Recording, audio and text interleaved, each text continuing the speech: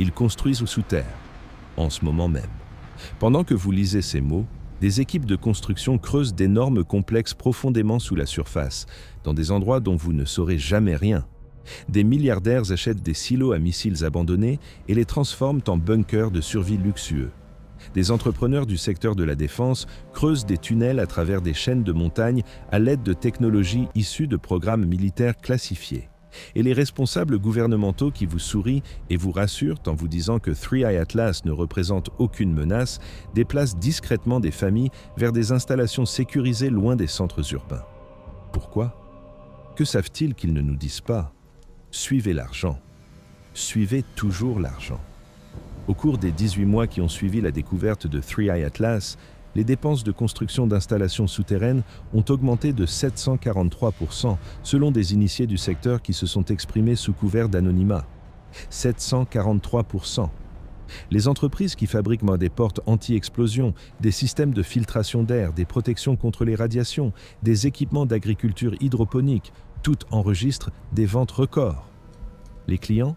Des sociétés écrans dont les sources de financement sont introuvables, des agences gouvernementales qui refusent de préciser à quoi servent ces installations, des milliardaires qui ont soudainement décidé qu'ils avaient besoin de bunkers personnels capables de maintenir la vie pendant des décennies sans accès à la surface.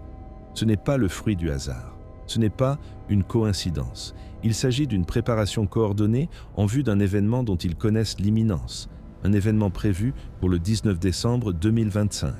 Le jour où 3i Atlas sera au plus près de la Terre. Le jour où se produira un événement que l'élite mondiale connaît depuis que l'objet a été détecté pour la première fois, mais qu'elle a systématiquement caché au public.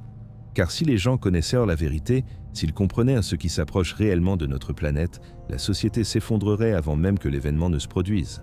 La panique serait immédiate, les infrastructures s'effondreraient, la civilisation se déchirerait. Mieux vaut maintenir les masses dans l'ignorance et le calme pendant que ceux qui ont accès à des informations classifiées se préparent à survivre. La chronologie révèle le schéma. 3i Atlas a été officiellement découvert le 1er juillet 2025 par le télescope Atlas au Chili. Découverte officielle. Mais des documents divulgués par une source anonyme au sein de la communauté du renseignement suggèrent que l'objet avait en fait été détecté 9 mois plus tôt par des systèmes classifiés de surveillance spatiale. 9 mois pendant lesquels les gouvernements ont coordonné leurs réponses, élaboré des plans d'urgence et commencé la construction d'infrastructures de survie. 9 mois avant d'annoncer la découverte au public, se donnant ainsi le temps de se préparer pendant que tout le monde restait dans l'ignorance. Pourquoi ce retard ? Parce que l'analyse initiale les a terrifiés. Ce n'était pas une comète qui se comportait comme les objets naturels devraient se comporter. Sa trajectoire était trop parfaite, sa composition était trop inhabituelle. Sa vitesse était calculée avec trop de précision. Selon des sources qui affirment les avoir consultées, les premiers rapports classifiés concluaient que 3i Atlas présentait des caractéristiques incompatibles avec une formation naturelle. Ce n'était ni une comète, ni un astéroïde. C'était autre chose, quelque chose de construit, quelque chose envoyé ici délibérément. Et quelle que soit l'intelligence qui l'ait envoyé, quelle que soit la technologie qui le propulse, cela représente des capacités bien supérieures à tout ce que possède l'humanité. La construction du bunker s'est accélérée après le 30 octobre, lorsque 3i Atlas a atteint son périhélie et a fait quelque chose d'inattendu. Les déclarations officielles ont fait état d'un comportement cométaire normal, d'un dégazage normal, de rien d'inhabituel. Mais les observations classifiées racontaient une autre histoire. L'objet ne s'est pas simplement éclairé sous l'effet de la chaleur solaire. Il s'est activé. Des systèmes qui étaient en sommeil depuis des milliards d'années se sont mis en marche. Des signatures de puissance ont été détectées. Des émissions électromagnétiques incompatibles avec les processus plasmatiques autour des comètes naturelles sont apparues dans des données qui ont été immédiatement classifiées. Et des corrections de trajectoire se sont produites qui ne pouvaient s'expliquer par un dégagement gazeux passif. 3i Atlas a changé de cap, légèrement. Précisément, délibérément. Il a ajusté sa trajectoire pour s'assurer un positionnement optimal lors de son approche du 19 décembre. Les initiés appellent cela l'événement, avec un « E » majuscule. Il ne précise pas en quoi consistera l'événement, car personne ne le sait avec certitude. Mais les préparatifs révèlent les attentes. Des bunkers sont approvisionnés en vivres suffisants pour 5 à 10 ans d'isolement. Pas des semaines, pas des mois, des années. Des installations médicales sont mises en place sous terre avec des capacités dépassant celles de la plupart des hôpitaux en surface. Des équipements de communication conçus pour fonctionner en cas de défaillance des infrastructures en surface sont placés dans des endroits fortifiés. Et, ce qui est peut-être le plus révélateur, des protocoles de diversité génétique sont mis en œuvre. Plusieurs individus sans lien de parenté par installation afin de garantir que des populations viables puissent survivre à un isolement à long terme. Ce ne sont pas là des préparatifs en vue d'un impact d'astéroïde. Si 3i Atlas devait frapper la Terre, sa trajectoire le montrerait. La mécanique orbitale est précise. Les astronomes du monde entier verront la trajectoire de collision. On ne peut pas cacher cela. Mais on peut cacher ce qu'un objet fera lorsqu'il arrivera. On peut classer les observations montrant qu'il ralentit alors qu'il devrait accélérer. On peut supprimer les données révélant des structures internes incompatibles avec une formation naturelle. Vous pouvez restreindre l'accès aux images montrant des géométries qui ne devraient pas exister sur un morceau de glace vieux de 7 milliards et demi d'années, et vous pouvez construire des bunkers tout en disant au public que tout va bien. Les élites savent quelque chose. Les milliardaires de la Silicon Valley, qui se livrent normalement à une concurrence féroce, coopèrent pour construire des complexes de bunkers communs en Nouvelle-Zélande et en Patagonie. Cela ne se produit que si la menace est existentielle et universelle. Les dirigeants de Wall Street, qui mesurent tout en termes de bénéfices trimestriels, dépensent des centaines de millions pour des installations qui pourraient ne jamais être utilisées. Cela n'arrive que s'ils ont vu des preuves qui les ont convaincus que l'événement est réel et imminent. Les dirigeants politiques de partis opposés, qui ne s'accordent sur rien d'autre, coordonnent des plans d'urgence classifiés. Cela n'arrive que si la menace transcende les divisions politiques normales. Le complexe hawaïen de Mark Zuckerberg n'est pas seulement une propriété de luxe, c'est un complexe de survie déguisé en retraite pour milliardaires. Les composants souterrains s'étendent sur des milliers de mètres carrés. Production d'électricité autonome. Système de purification de l'eau puisant dans des aquifères profonds.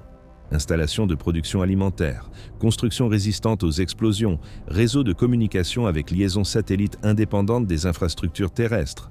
Et suffisamment de provisions pour subvenir aux besoins de dizaines de personnes indéfiniment. Pourquoi le fondateur d'une entreprise de médias sociaux a-t-il besoin d'une infrastructure conçue pour survivre à l'effondrement de la civilisation? Que sait-il? Les ambitions de colonisation de Mars d'Elon Musk prennent soudainement tout leur sens à travers ce prisme. Il ne s'agit pas seulement d'exploration, il ne s'agit pas seulement d'expansion, il s'agit de fuir, de faire sortir une population de secours de la Terre avant le 19 décembre. Les calendriers de lancement de SpaceX ont été discrètement accélérés, plus de vols, des rotations plus rapides, repousser les limites de ce qui est techniquement réalisable pour envoyer des personnes et du fret dans l'espace et potentiellement sur Mars avant l'événement. Musk a fait des commentaires énigmatiques sur les risques existentiels et les polices d'assurance civilisationnelles. Il a parlé de l'importance de devenir multiplanétaire avec une urgence qui dépasse l'enthousiasme normal pour l'espace. Il sait. Ils savent tous, les installations gouvernementales sont modernisées d'une manière qui ne correspond pas au budget public. La FEMA a activé des protocoles de continuité du gouvernement normalement réservés aux scénarios de guerre nucléaire. Des unités militaires ont été chargées de sécuriser les centres de commandement souterrains. Les réserves stratégiques de nourriture, de carburant et de fournitures médicales sont transférées vers des installations de stockage renforcées. Les personnes possédant des compétences essentielles sont identifiées et se voient proposer des postes dans des programmes gouvernementaux dont elles ne peuvent pas parler publiquement. Tout cela se passe discrètement. Tout cela se passe maintenant. Tout cela est synchronisé avec la date du 19 décembre. Les permis de construire révèlent l'ampleur du projet si vous savez lire entre les lignes. Demande pour des installations de recherche géologique profonde dans des endroits reculés. Permis pour des tunnels d'entretien des infrastructures qui s'étendent sur des centaines de mètres sous la surface. Contrat pour des portes anti-explosion conçues pour résister à des pressions qui n'ont de sens que si l'on se prépare à une catastrophe. Les traces écrites existent pour ceux qui sont prêts à fouiller dans les archives bureaucratiques. Le schéma est indéniable. Une construction souterraine massive coordonnée à l'échelle mondiale entre des gouvernements et des entités privées qui ne coopèrent normalement pas. Mais la construction elle-même ne révèle qu'une partie de l'histoire. C'est l'identité des personnes invitées dans ces bunkers qui révèle la véritable horreur de ce qui est prévu. Pas vous, pas votre famille, pas les citoyens ordinaires qui paient leurs impôts et font confiance à leur gouvernement pour les protéger. Les installations de survie sont réservées à une élite soigneusement sélectionnée. Les riches qui peuvent s'offrir des adhésions à $1 million. Les fonctionnaires jugés essentiels à la continuité.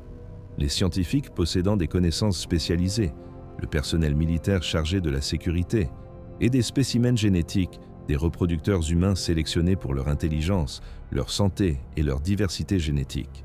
Les critères de sélection divulgués par une société privée exploitant des bunkers comprenaient des exigences qui devraient terrifier toute personne ne répondant pas à ces critères. Des restrictions d'âge limitant l'entrée aux personnes âgées de 20 à 50 ans. Des examens médicaux plus invasifs que les examens physiques requis pour le recrutement militaire. Des tests génétiques pour identifier les maladies héréditaires et garantir la diversité génétique parmi la population survivante. Des évaluations psychologiques pour déterminer qui peut fonctionner sous un stress extrême à long terme. Des évaluations des compétences donnant la priorité aux ingénieurs, aux médecins, aux spécialistes de l'agriculture et à d'autres personnes utiles pour reconstruire la civilisation. Le reste de l'humanité ? Sacrifiable. Laissé à la surface pour faire face à tout ce que l'événement apportera. Certains bunkers ont un secret opérationnel qui suggère une coordination militaire, des emplacements soigneusement choisis pour leur stabilité géologique, leur éloignement des failles, leur élévation au-dessus des changements prévus du niveau de la mer, leur proximité avec des sources d'eau souterraines, leur défendabilité contre les menaces potentielles à la surface. Ce ne sont pas des choix aléatoires. Il s'agit de sélections basées sur des modèles de menaces qui anticipent des scénarios spécifiques, des scénarios dans lesquels la surface devient inhabitable, où les impulsions électromagnétiques désactivent tous les appareils électroniques non protégés par des cages de Faraday, où les conditions atmosphériques changent si radicalement que respirer l'air de la surface devient mortel, où quelque chose provenant de Three Eye Atlas atteint la Terre et se propage dans la biosphère. L'angle de la guerre biologique terrifie les initiés plus que toute autre possibilité. Et si Three Eye Atlas ne transportait pas de simples microbes, mais des agents pathogènes modifiés ? Et si une civilisation ancienne avait transformé la biologie en arme et l'avait envoyée à travers la galaxie comme outil de stérilisation ? Et si la Terre était ensemencée d'organismes conçus pour éliminer les écosystèmes existants et préparer la planète à la colonisation par ceux qui les ont envoyés ? Les bunkers en cours de construction sont équipés de systèmes de filtration de l'air conçus pour le confinement biologique, des filtres HEPA, soutenus par une stérilisation aux ultraviolets et des épurateurs chimiques. Une mesure excessive pour se protéger contre les retombées radioactives, parfaite pour se protéger contre les agents pathogènes aériens. Les installations médicales de ces bunkers en disent long. Il ne s'agit pas seulement de postes de premier secours, mais de blocs opératoires complets, d'ailes de quarantaine avec des chambres d'isolement à pression négative, de stocks de médicaments comprenant des antibiotiques à large spectre, des antiviraux et des traitements expérimentaux non encore approuvés pour un usage public, des banques de sang, du matériel de typage tissulaire, du stockage de cellules souches. Ce sont là des préparatifs pour des scénarios de guerre biologique ou des pandémies d'une létalité sans précédent. Pourquoi auriez-vous besoin de cette infrastructure pour survivre à un impact d'astéroïdes ou à une guerre nucléaire ? Vous n'en auriez pas besoin. Mais vous en auriez besoin si vous vous attendiez à une contamination par des organismes inconnus arrivant de l'espace interstellaire. Les protocoles de communication de ces installations révèlent une paranoïa concernant le contrôle de l'information. Liaisons satellites cryptées indépendantes de l'infrastructure Internet, lignes terrestres renforcées enfouies suffisamment profondément pour survivre à la destruction de la surface, système radio utilisant un spectre étalé à sauts de fréquence pour éviter la détection et le brouillage, et sécurité opérationnelle stricte exigeant que le personnel ne discute jamais des détails des installations avec des personnes extérieures. Ils ne construisent pas seulement un isolement physique, ils construisent un isolement informationnel. Ils s'assurent que quoi qu'il arrive à la surface, quel que soit le chaos qui éclate parmi les milliards de personnes abandonnées, ceux qui se trouvent sous terre restent isolés et inconscients. Le calendrier des travaux de construction montre une accélération à l'approche du mois de décembre. Les projets qui avaient commencé comme de simples rénovations sont soudainement soumis à des horaires de travail de 24 heures sur 24. Les matériaux qui seraient normalement expédiés selon des délais économiques sont transportés par avion à un coût énorme. Les entrepreneurs qui posent trop de questions sont remplacés par des travailleurs qui signent des accords de confidentialité assortis de sanctions terrifiantes. Tout doit être terminé avant le 19 décembre. Tout doit être opérationnel, approvisionné et prêt. Car après cette date, selon les informations classifiées auxquelles ces personnes ont accès, le monde de la surface changera à jamais. Les chefs religieux ont été consultés d'une manière qui ne correspond pas au discours public. C3. iAtlas n'était qu'une comète, pourquoi le Vatican convoquerait-il des conseils théologiques spéciaux pour discuter des implications du contact avec une intelligence non terrestre? Pourquoi les érudits islamiques se réuniraient-ils à huis clos pour discuter des scénarios du jour du jugement dernier et de la préservation de la foi? Pourquoi les monastères bouddhistes du Tibet recevraient-ils des délégations gouvernementales venues s'enquérir des doctrines de la réincarnation et de la continuité spirituelle à travers les bouleversements catastrophiques? Ces consultations ont bien eu lieu. De multiples sources le confirment. Et elles ont eu lieu parce qu'une personne d'autorité anticipe une situation nécessitant un cadre religieux pour traiter un traumatisme sans précédent. La préparation psychologique menée en secret terrifie ceux qui en ont connaissance. Les fonctionnaires ayant accès à des informations classifiées sur 3i Atlas se voient proposer des services de conseil pour gérer les préoccupations existentielles concernant l'avenir de l'humanité. Le personnel militaire affecté à la sécurité des bunkers reçoit une formation sur la gestion des populations civiles en situation de détresse extrême et les protocoles d'isolement forcé pendant les périodes de crise prolongée. Il ne s'agit pas de programmes militaires standards.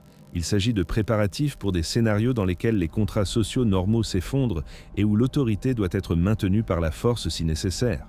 Les marchés financiers montrent des signes subtils mais indéniables que les traders informés se positionnent en vue d'une catastrophe.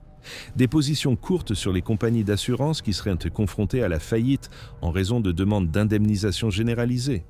Des achats massifs d'or et de crypto-monnaies suggérant que les systèmes monétaires traditionnels vont s'effondrer.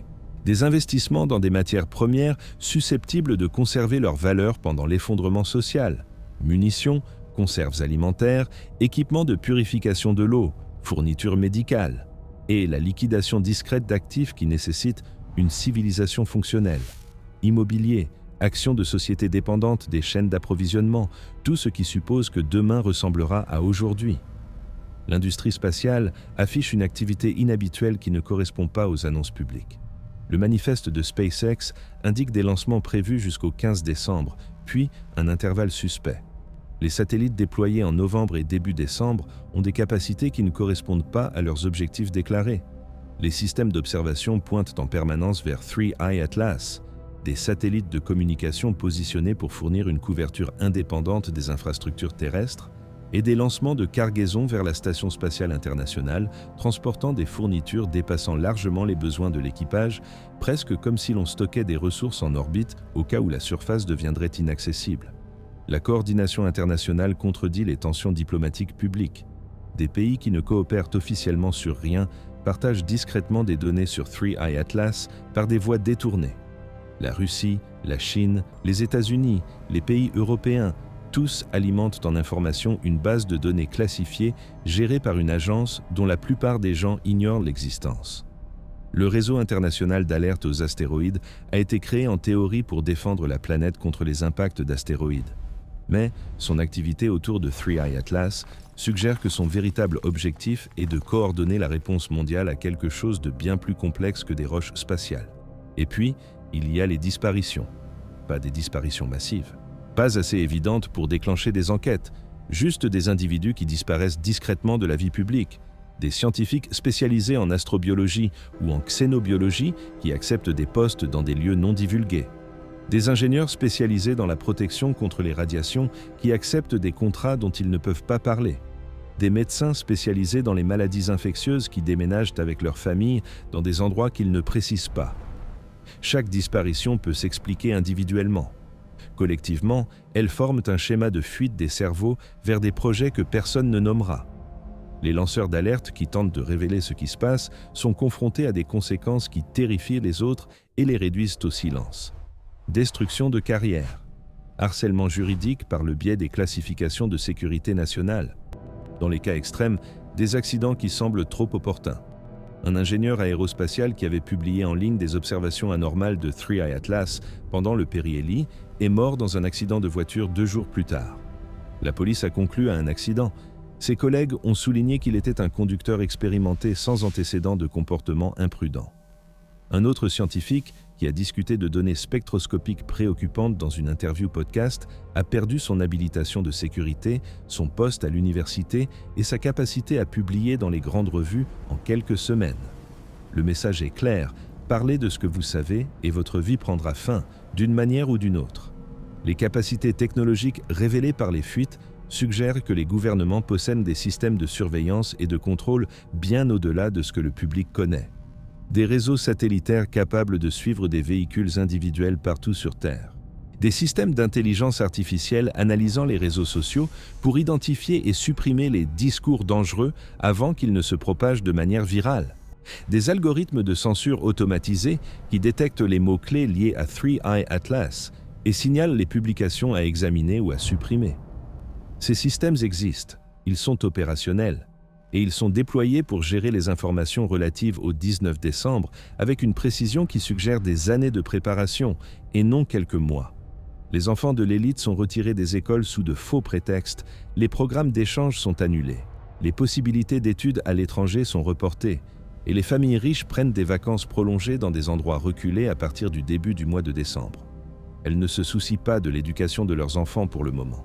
Elles s'inquiètent pour leur survie, elles veulent les mettre à l'abri avant le 19 décembre, elles veulent s'assurer que la prochaine génération de leur lignée survive à ce qui va arriver. Les chambres fortes pour les semences, les banques de gènes, les bibliothèques numériques, toutes les infrastructures conçues pour préserver les connaissances humaines et la biodiversité en cas de catastrophe ont été activées et sont mises à jour avec une urgence sans précédent. La Chambre forte mondiale pour les semences de Svalbard, en Norvège, conçue pour protéger la diversité des cultures en cas de catastrophe, a reçu de nouveaux dépôts massifs tout au long de l'année 2025.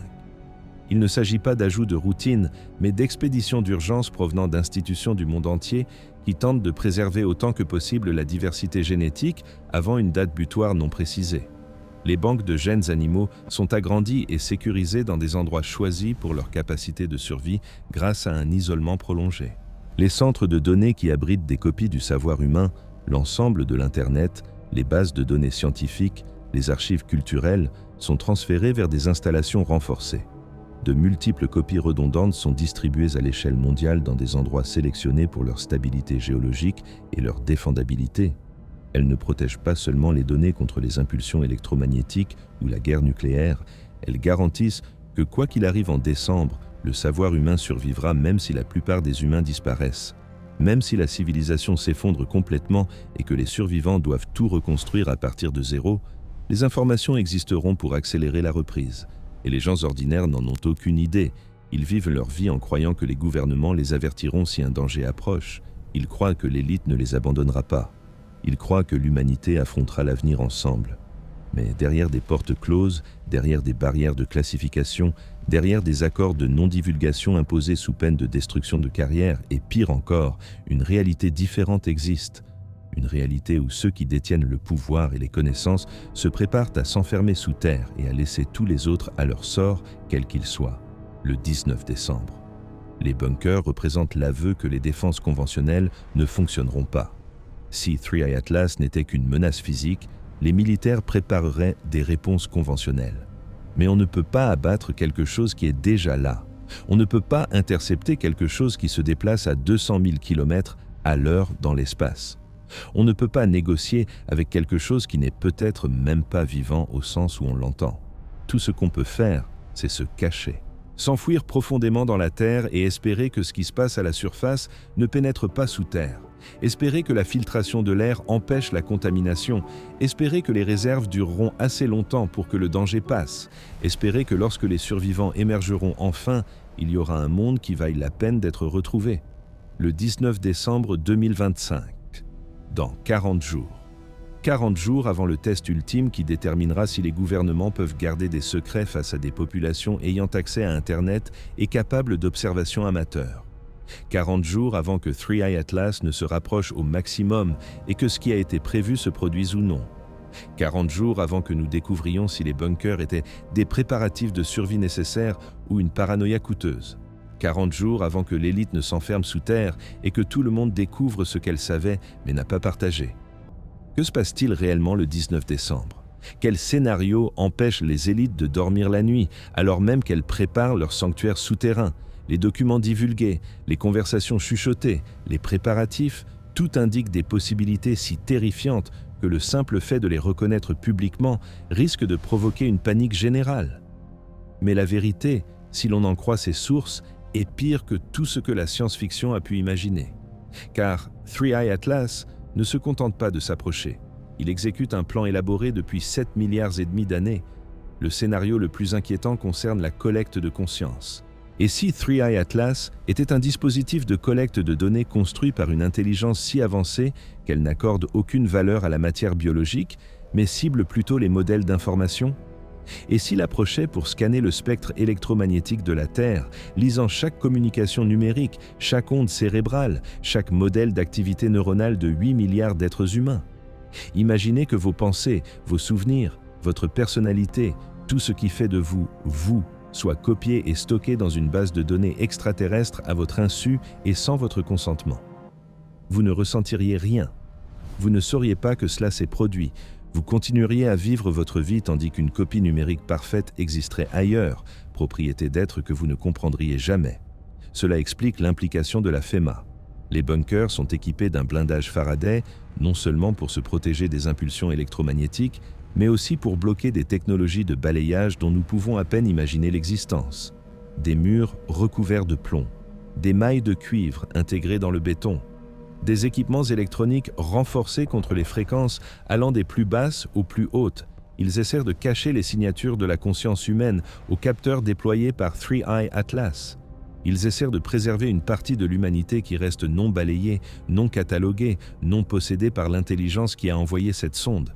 Mais la récolte de conscience est optimiste par rapport à l'hypothèse de terraformation.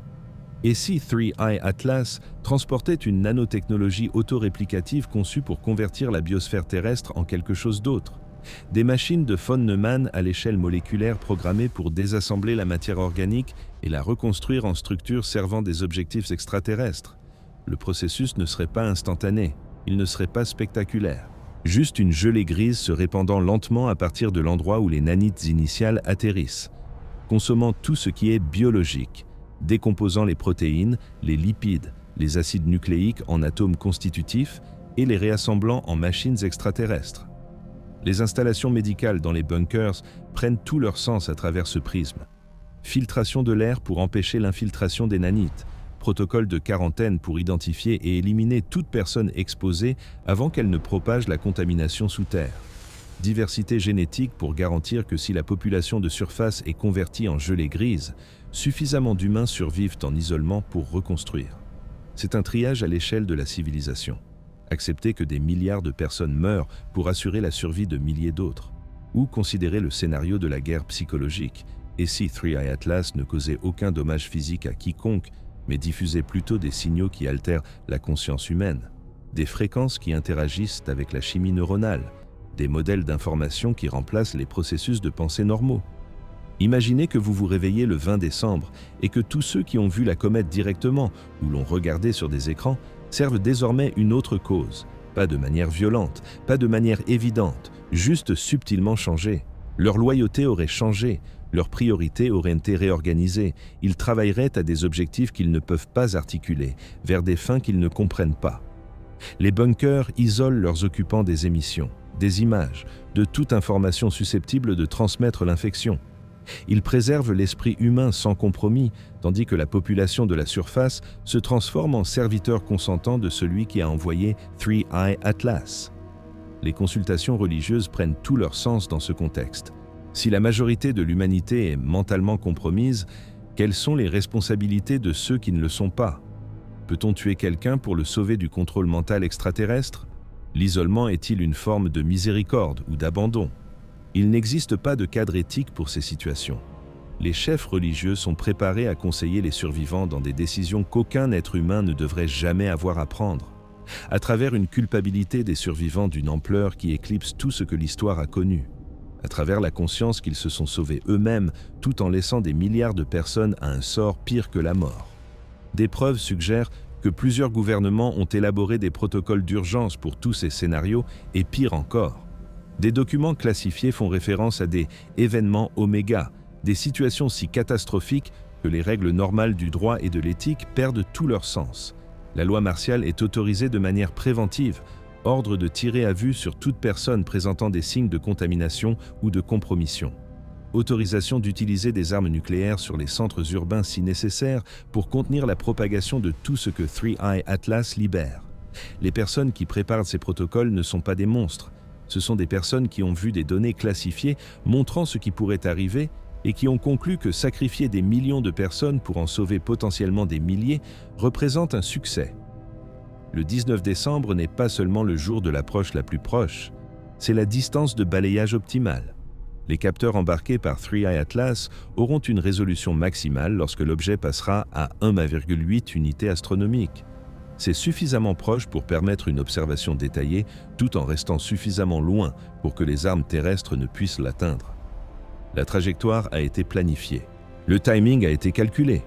7 milliards et demi d'années de voyage aboutissant à cette date précise, cette distance précise, cet alignement précis qui maximise la collecte de données tout en minimisant les risques pour la sonde elle-même.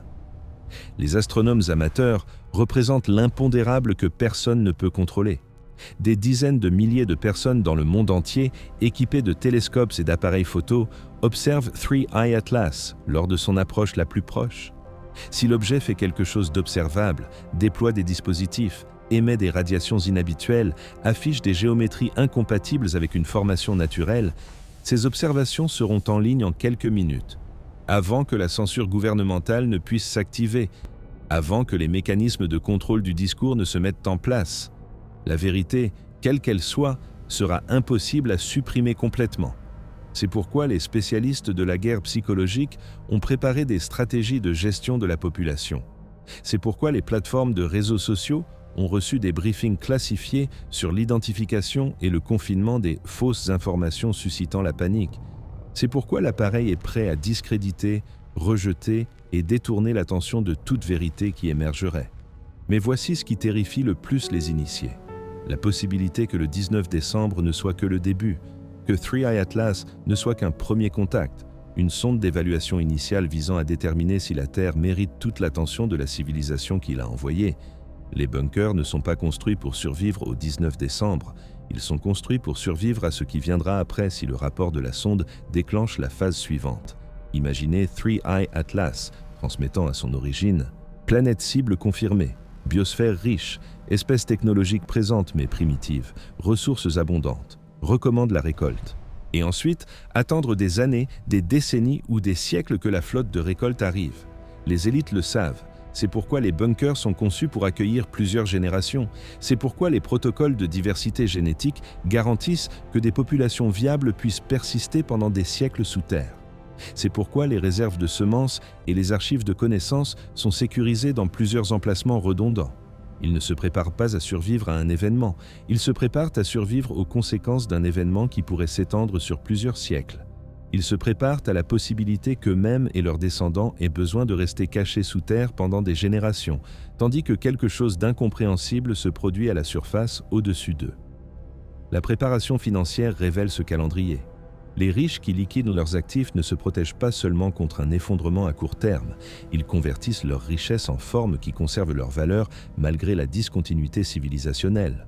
L'or et les métaux précieux conservent leur valeur quel que soit le gouvernement ou le système économique qui finira par émerger.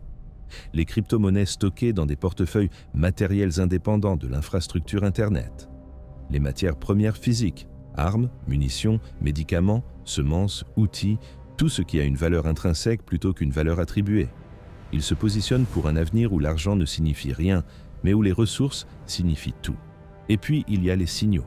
Des émissions électromagnétiques détectées par 3i Atlas que les sources officielles rejettent comme étant des processus plasmatiques naturels. Mais l'analyse de scientifiques indépendants montre une structure incompatible avec les phénomènes naturels. Des motifs répétitifs, un codage de l'information suggérant une transmission délibérée. L'objet communique. Il diffuse quelque chose. Où? À qui? Aucun responsable ne le dira. Mais les protocoles de blackout des communications du bunker prennent tout leur sens s'ils tentent d'éviter de recevoir ce que 3i Atlas envoie. Ils tentent de s'assurer que les informations, les programmes ou les virus mentaux transmis par la sonde n'atteignent pas les populations souterraines. Le 19 décembre 2025. Plus que 39 jours. Le compte à rebours a commencé. Les équipes de construction des bunkers travaillent 24 heures sur 24. Les familles de l'élite déménagent discrètement. Les unités militaires se positionnent près des installations souterraines. Des réserves d'urgence sont constituées. Les chefs religieux préparent des structures d'accompagnement pour faire face à un traumatisme sans précédent. Et les gens ordinaires continuent à vivre leur vie, convaincus que les responsables souriants et les scientifiques rassurants qui leur disent que tout va bien disent en fait la vérité. Ils croient donc que s'il y avait un danger, quelqu'un les avertirait.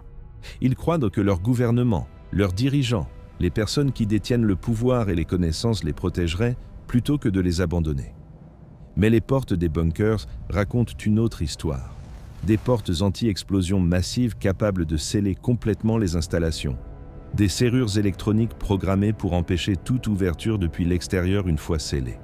Des protocoles stipulant qu'une fois les portes fermées le 19 décembre, elles ne rouvriront pas avant au moins 5 ans, quoi qu'il arrive à la surface. Ce n'est pas de la protection, c'est de l'abandon.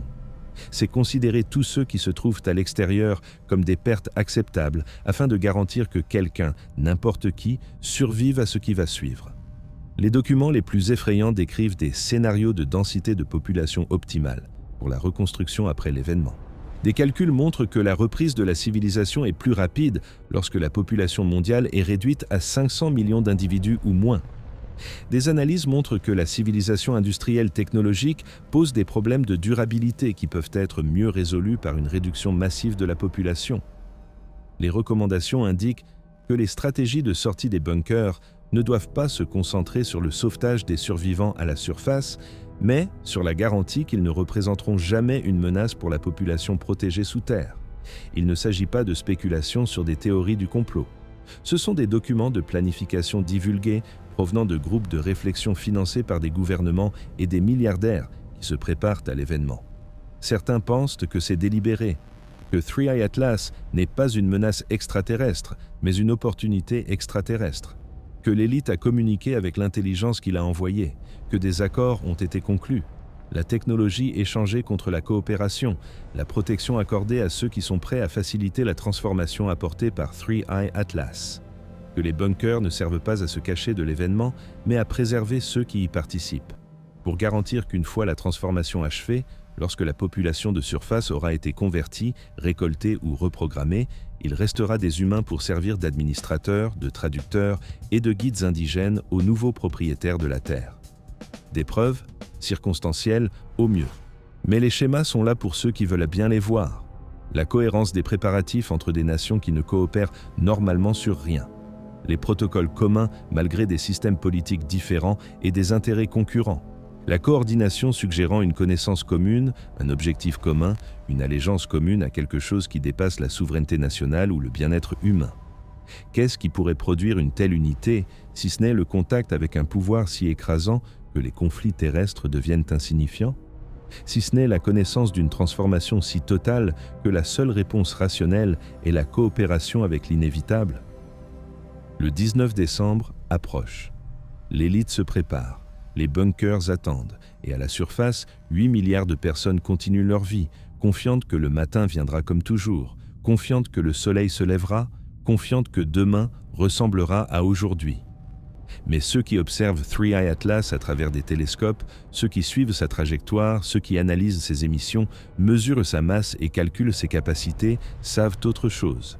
Ils savent que certains matins ne se lèvent pas, que certains lendemains brisent tous les schémas, que certains événements divisent l'histoire en un avant et un après, avec pour seul intermède une horreur indescriptible.